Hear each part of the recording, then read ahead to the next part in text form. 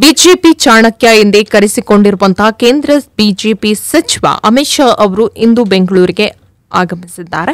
ರಾಜ್ಯದಲ್ಲಿ ಬಣ ಬಡಿದಾಟ ಹಾಗೂ ರಾಜ್ಯಾಧ್ಯಕ್ಷರ ಬದಲಾವಣೆ ವಿಚಾರದ ಗೊಂದಲದ ನಡುವೆ ಅವರು ರಾಜ್ಯಕ್ಕೆ ಭೇಟಿಯನ್ನ ನೀಡಿರುವುದು ಕುತೂಹಲವನ್ನ ಮೂಡಿಸಿದೆ.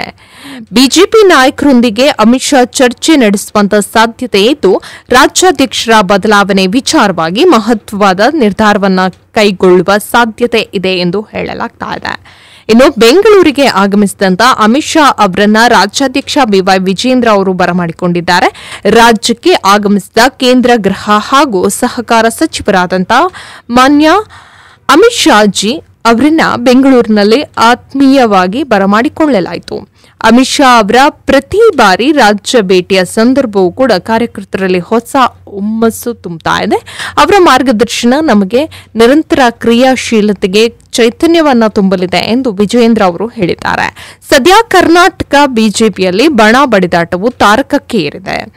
ಸ್ಥಳೀಯ ಸಂಸ್ಥೆಗಳ ಚುನಾವಣೆ ಘೋಷಣೆಯಾಗುವ ಹೊತ್ತಲ್ಲೇ ಈ ಒಡಕಿನ ಕಿಡಿಯು ಹೈಕಮಾಂಡ್ಗೆ ದೊಡ್ಡ ತಲೆನೋವಾಗಿದೆ.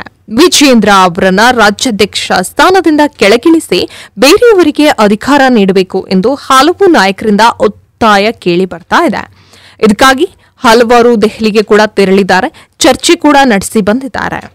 ಆದರೆ ಈಗ ಖುದ್ದಾಗಿ ಅಮಿತ್ ಶಾ ಅವರೇ ರಾಜ್ಯಕ್ಕೆ ಬಂದಿರುವ ಹಿಂದೆ ಬಲವಾದಂತ ಕಾರಣ ಇದೆ ಎಂದು ಹೇಳಲಾಗ್ತಾ ಇದೆ.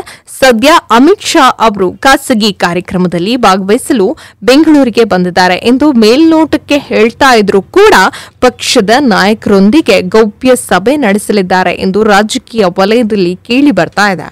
ಎಲ್ಲರನ್ನ ದೆಹಲಿಗೆ ಕರೆಸಿಕೊಂಡರೆ ಸರಿ ಬರೋದಿಲ್ಲ ಎಂಬ ಕಾರಣಕ್ಕೆ ಕಾರ್ಯಕ್ರಮದ ನೆಪದಲ್ಲಿ ಬೆಂಗಳೂರಿಗೆ ಬಂದಿದ್ದಾರೆ ಎನ್ನಲಾಗ್ತಾ ಇದೆ. ರಾಜ್ಯ ಬಿಜೆಪಿ ನಾಯಕರೊಂದಿಗೆ ಮಹತ್ವದ ಚರ್ಚೆಯನ್ನ ನಡೆಸಲಿದ್ದು, ರಾಜ್ಯಾಧ್ಯಕ್ಷರ ಬದಲಾವಣೆ ಬಗ್ಗೆ ಅಭಿಪ್ರಾಯ ಸಂಗ್ರಹವನ್ನ ಮಾಡುವ ಕೂಡ ಸಾಧ್ಯತೆ ಇದೆ ಎಂದು ಹೇಳಲಾಗ್ತಾ ಇದೆ.